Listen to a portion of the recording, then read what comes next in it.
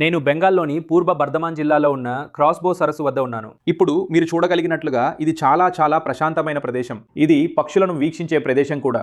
ప్రత్యేకించి శీతాకాలంలో ఈ ప్రాంతంలో చాలా వలస పక్షులు ఉన్నప్పుడు. కానీ బెంగాల్లోని రాజకీయాలు మేము గత నెల రోజులుగా కవర్ చేస్తున్నవి ఏమాత్రం ప్రశాంతంగా లేవు. ఈ బెంగాల్ అసెంబ్లీ ఎన్నికల్లో అతిపెద్ద సమస్య స్పెషల్ ఇంటెన్సివ్ రివిజన్ లేదా SIR పై జరిగిన మొత్తం వివాదంగా కనిపిస్తోంది.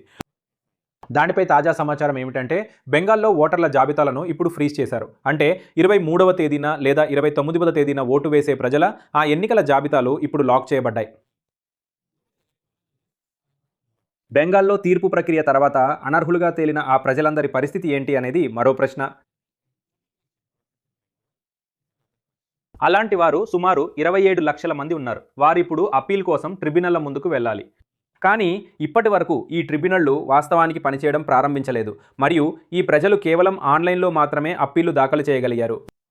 వారి అప్పీళ్లు ఇంకా విచారణకు రాలేదు. దీని అర్థం ఏమిటంటే ఈ ఎన్నికలలో వారు ఖచ్చితంగా ఓటు వేయలేరు. వారి అప్పీళ్లు ఒకసారి నిర్ణయించబడ్డాక మరియు ఒకవేళ అవి వారికి అనుకూలంగా నిర్ణయించబడితే అప్పుడు మాత్రమే వారి పేర్లు ఓటర్ల జాబితాలో పునరుద్ధరించబడతాయి. కాబట్టి ప్రస్తుతానికి క్షేత్రస్థాయిలో పరిస్థితి ఇది. రాజకీయాలు వేరే కదా.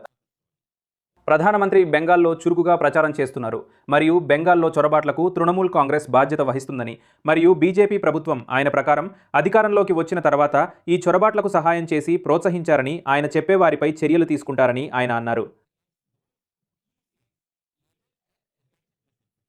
తృణమూల్ కాంగ్రెస్ దీనిని కొట్టిపారేసింది మరియు బీజేపీ భయాందోళనలు సృష్టిస్తోందని ఎన్నికల సంఘంతో కుమ్మక్కై వారి ఓటు హక్కును తొలగించడానికి ప్రయత్నించడం ద్వారా మమతా బెనర్జీ మరియు టీఎంసీ యొక్క ప్రధాన ఓటరు బేస్ను దూరం చేస్తోందని బీజేపీపై ఆరోపణలు చేసింది.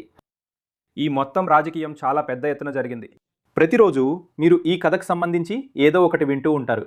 వీటన్నిటికీ ఒక మానవ మూల్యం ఉంది మరియు డీకోడర్ రిపోర్ట్ చేస్తున్న కథలవే.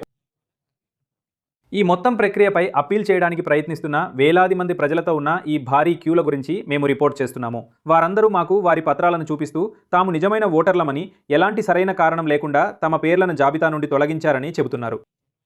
ఈ ఎన్నికల్లో ఓటు వేయడానికి తాము అర్హులమని వారు చెబుతున్నారు. నేను ఇంతకుముందు చెప్పినట్లుగా అది ఈ సమయంలో జరగకపోవచ్చు.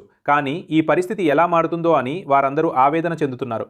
ఇప్పుడు స్పష్టంగా ఎన్నికలను నిర్వహిస్తున్నందున ఇక్కడ అతిపెద్ద భాగస్వామి అయిన ఎన్నికల సంఘం ఓటు వేయడానికి నిజమైన హక్కు లేని ఎవరూ ఈ ఎన్నికల్లో తమ ఓటును వేయకూడదని నిర్ధారించుకోవాలనుకుంటున్నామని, అందుకే ఈ మొత్తం ప్రక్రియ జరుగుతోందని చెబుతోంది. రాష్ట్రంలో ఓటింగ్ ప్రక్రియ ప్రారంభమయ్యేలోపు వారు దీన్ని పూర్తి చేయాల్సి ఉందా లేదా అనేది అడగగలిగే ఒక ప్రశ్న. అది జరగలేదు. కానీ ఈ కథలన్నింటినీ నేను మతువా బలమైన ప్రాంతం నుండి రిపోర్ట్ చేశాను. నేను మాల్దాకు వెళ్ళాను. నేను ముర్షిదాబాద్కు వెళ్ళాను. అవన్నీ డీకోడర్ సోషల్ మీడియా ప్లాట్ఫామ్లలో అందుబాటులో ఉన్నాయి. అది ఇన్స్టాగ్రామ్ అయినా, యూట్యూబ్ అయినా, లింక్డ్ఇన్ అయినా, ఫేస్బుక్ అయినా. ఈ సమస్య ఎన్నికల్లో ఏ మేరకు ప్రభావం చూపుతోందో అనే దానిపై ఒక అవగాహన పొందడానికి దయచేసి వెళ్ళి ఈ కథలను చూడండి.